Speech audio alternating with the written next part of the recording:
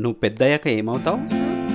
పెద్దయిన పోలీస్ అయితే డాక్టర్ నేను పెద్దయిన తర్వాత పోలీస్ అవుదామనుకుంటున్నాను సార్. సార్ అమ్మాయి డాన్సర్ అవ్వాలనుకుంటున్నాను. నువ్వు పెయింటింగ్ బాగా చేస్తావట కదరా, మరి పెయింటర్ అవ్వచ్చు కదా. నాకు మంచి చేస్తాను. నువ్వు పెద్దయ్యాక ఏమవుతావురా? పైలట్ అవుతావా, పోలీసా? పెద్దయిన పైలట్ అయితే నువ్వు డాక్టర్ అవుతావా, సినిమా హీరో అవుతావా, పోలీసా?